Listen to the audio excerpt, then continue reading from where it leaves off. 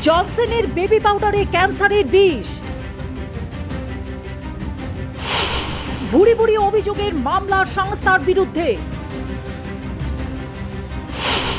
আইনি প্যাচে $550 কোটি দিতে রাজি সংস্থা।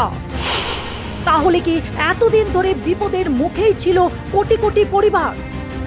শিশুর কোমল ত্বকের যত্নে যে বেবি পাউডার বছরের পর বছর নিশ্চিন্তে ব্যবহার করছে লক্ষ লক্ষ মানুষ, সেই পাউডারই কি ডেকে আনলো প্রাণঘাতীর ক্যান্সার? বিশ্বের অন্যতম জনপ্রিয় সংস্থা জনসন অ্যান্ড জনসনকে ঘিরে ফের বিস্ফোরক অভিযোগে তোলপাড় আন্তর্জাতিক মহল। হাজার হাজার ক্যান্সার মামলা চাপের মুখে প্রায় 53,000 কোটি টাকা দিয়ে মামলা মিটিয়ে ফেলার উদ্যোগ নিয়েছে সংস্থা। আর এই ঘটনা নতুন করে প্রশ্ন তুলছে, যদি অভিযোগের কোনো সত্যতা না থাকে তাহলে এত বিপুল অঙ্কের অর্থ দিয়ে আপোষের চেষ্টা কেন? আমেরিকার বিভিন্ন আদালতে দায়ে ৭৪,000 মামলা। অভিযোগ অস্বীকার জনসন অ্যান্ড জনসনের। আমেরিকার বিভিন্ন আদালতে জনসন অ্যান্ড জনসনের বিরুদ্ধে প্রায় ৭৪,000 মামলা দায় হয়েছে।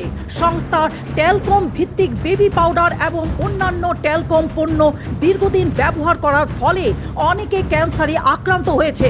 2009 সাল থেকে একের পর এক মামলা জমা পড়ছে আদালতে। মামলাকারীদের দাবি, টেলকমের একটি প্রাকৃতিক খনিজ হলেও তা উত্তোলনের সময় অনেক ক্ষেত্রে অ্যাসবেস্টেসের সংস্পর্শে আসে, আর সেই অ্যাসবেস্টেশনই ক্যান্সারের অন্যতম কারণ বলে অভিযোগ। সবচেয়ে বড় প্রশ্ন এখানে, যদি তাদের পণ্য সম্পূর্ণ নিরাপদ হয় তাহলে এত বিপুল অর্থ দিয়ে মামলার নিষ্পত্তির চেষ্টা কেন? 2022 সালেই বন্ধ টেলকম বেবি পাউডার। এখন বাজারে শুধু কর্নস্টার্চ পাউডার। বিতর্কের মাঝেই 2022 সালে জনসন অ্যান্ড জনসন ঘোষণা করে তারা টেলকম ভিত্তিক বেবি পাউডার তৈরি বা বিক্রি করবেন না।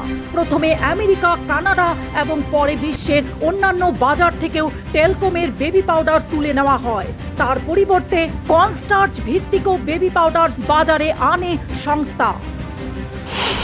এতদিন কি নিরাপদভাবে ব্যবহার করছে ঝুঁকিপূর্ণ পণ্য, নাকি অভিযোগের আড়ালে চলছে আইনি লড়াই? হাজার হাজার মামলা, হাজার কোটি টাকা সমঝোতার প্রস্তাব, আর বিশ্বজুড়ে বিতর্ক, সব মিলিয়ে জনসন অ্যান্ড জনসনকে ঘিরে তোলপাড় গোটা বিশ্ব।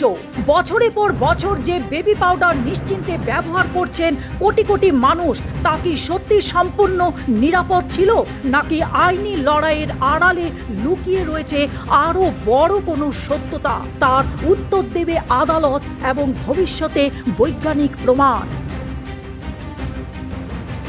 News desk report, global news network.